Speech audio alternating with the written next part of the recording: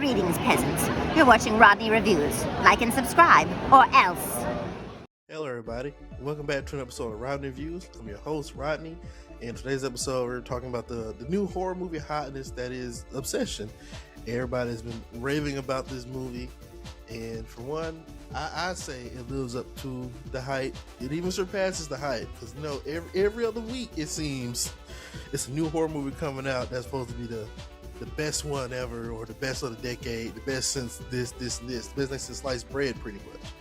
But I think this one right here, this shit right here, nigga, this shit right here, I think it surpasses all that hype. The hype is warranted for this movie.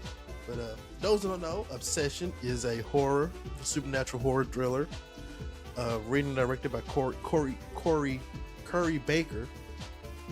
Curry Baker, who is originally a comedian. He did comedy skits. He has comedy skits on YouTube. He also has another horror film on YouTube called Serial Milk, which is really good. You should check that out. But this starts a new trend of comedians, funny guys doing horror movies that are really good. He had Jordan Peele with Get Out. He had Zach Cregger with Barbarian and Weapons. And I'm looking forward to this Resident Evil movie. I know a lot of Resident Evil fans complain about it not being like the games. We got enough Leon Kennedy. Go play RE4. All right, that's besides the point. But now we got this new guy, Curry Baker, who is blown everybody out the water with Obsession, and who is making a remake of Texas Chainsaw Massacre, which I'm looking forward to because I love me some Leatherface. Leatherface is one of the coolest villains in horror movies. Just a big burly guy with a chainsaw. What can you not love about that, in my opinion? But I digress. Obsession. It's about this guy named Bear who likes his coworker, his friend Nikki, but he can't work up the courage to tell her, I like you. I want to take you out sometime. He can't work up the courage to do that. And I get it. We all been there sometime. His friend Ian trying to give him some game, trying to, hey, say this, and this, but it ain't working because this nigga Bear, no game. There's a scene. This is gonna have spoilers, by the way. I'm sorry. If you haven't seen it, this gonna have some little spoilers. There's early in the scene where he jokingly call her Freaky Nikki. Yeah, we know she hate that name, but you say it a cool, joking way.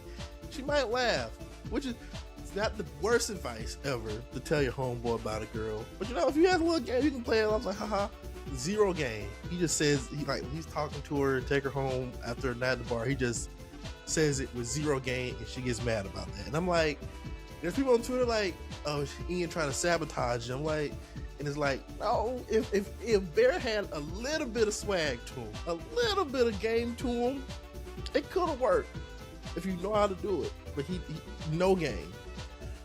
But instead of telling her, hey, I like you, and just dealing with the rejection, he uses a thing called a one-wish willow to wish for her to be madly in love with him more than anything else. And shit hits the fan. Not immediately. Almost immediately though. Because after they spend one night together, his cat dies during the movie. And she has a mural of the cat dead body in the kitchen after they spend a night together. That's one red flag. That should have sent Bear off right there. That hey, maybe this wish thing might have been messed up. But he didn't think about that. He thinking, hey, I finally got the girl I wanted, and she's loving me. She's obsessed with me. And this is essentially a be careful what you wish for type of movie. It's a monkey paw movie. You wish for the girl of your dreams to be madly in love with you, love her and everything else, and then next thing you know, she is beating your other girl's friend head in with a brick. Sarah didn't deserve that. Sarah did not deserve what happened to her in this movie. But nobody's losing the person. But yeah, this movie is amazing. The stand-up performance of this movie is Indy Narita, I hope I said her name right, who plays Nikki. Her performance in this movie, the way she uses her body in weird positions, and the way she enunciates certain words in this movie, she's amazing. And one thing I love about this movie is the way they use her in like lighting stuff, when he's lighting around. Because after the wish is made, she's essentially possessed by some type of demon, some type of entity or whatever. They don't say what it is. You just know the wish works, and she is possessed by something. Because there are certain scenes when it's light, when she's after she's like taken over, essentially she's in like dark lighting where you can barely see her, but you only see like her face and eyes, and there's something you can't tell what's going on with her face, but it's something going on her face. You know what it is, but you can't really pinpoint it is. Like it's little hints of that, but it doesn't stay for long. Like this one scene where they're going out for a date and she shows up at his door like a red dress. You can only like really see like her eyes, like one of her eyes is like kind of transforming, like getting bigger than her other eye. It's only for a quick second. You're looking like, whoa, what the hell was that? And then it goes away. You're like, whoa. There's another scene where her face is doing something when she's in the bedroom and hiding in the corner. You can't see what's going on with it, but it's so creepy. And that's one thing I really like about this movie. It's like how it's not necessarily like jump scare scary. There's like 2 jump scares in the movie. It's like one that really got me. You see it coming. You know it's coming from a mile away. And you're like, oh God, when is it going to happen? But you know it's coming. It doesn't show you, but when it happens, it hits. And that's a good thing about it, because when the creepy shit hits, you're like, what the fuck? There's a scene where at a party, and she does this weird incestuous monologue. And it's like, everybody's like, what the fuck, Nikki? Everything about this movie is great. I love this movie. The movie also, there's probably some themes about, well, we'll get to those later. First, I want to say, Bear's an asshole. I was on Bear's side for a little bit, but there's one particular scene in this movie where you're like, oh, Bear, you're just a piece of shit for that, buddy. It's, all right, spoilers. I'm sorry if you don't want to watch this. I'll put timestamp up for you to skip to for the rating, but here it is. So it is clear that Nikki is like possessed by some demon, because earlier in the movie, like midway through the movie, Bear calls like the customer service rep of the One Wish Willow. He's like asking, how can I change this? How can I reverse the wish? And he's like, too bad, buddy. You either stick this thing out or kill yourself, which is hilarious. And he's like, you want to talk to Nikki on the phone? He's like, sure. And he puts the phone on, and all you can hear is like Nikki screaming, like she's in like hell or somewhere being tortured, right? And that's like one of the scariest parts of the movie to me. Like, damn, I wish for this to happen. Like, it's essentially his fault.